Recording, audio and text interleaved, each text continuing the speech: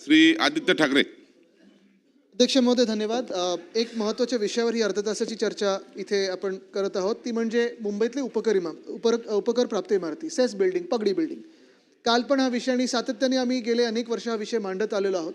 मुंबईमध्ये जवळपास 14,800 ह्या सेस बिल्डिंग्ज आहेत आणि ह्या सेस बिल्डिंगमध्ये लाखो मुंबईकर राहतात. अनेक ह्या सेस प्रॉपर्टीज ज्या आहेत, मग त्या चाळी असतील किंवा इमारती असतील, ह्या मोडकळीस आलेल्या आहेत, पडीक झालेल्या आहेत. काही काही चांगल्या आहेत, पण लोकांना जागा जास्ती पाहिजे कारण त्यांचा परिवार वाढलेला आहे.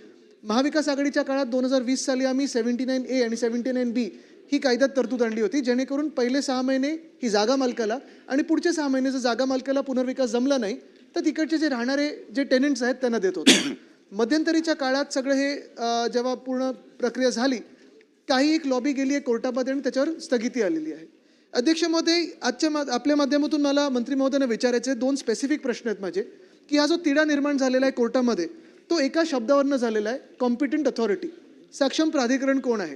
तर हे कॉम्पिटंट अथॉरिटी मुंबई महानगरपालिका आहे की म्हाडा आहे, हे आपल्या सरकारकडून स्पष्टीकरण जाणार का कोर्टामध्ये, जेणेकरून हा तिढा सुटू शकेल आणि जो पुनर्विकास आहे तो मार्गी लागू शकेल.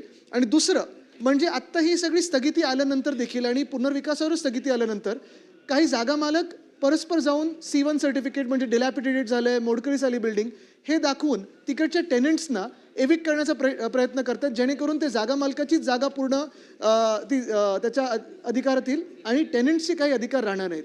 तर त्या टेनंट्सना जिथे मोडकळीस नसेल आली, संरक्षण हे सरकार देणार का? चला मंत्री महोदय.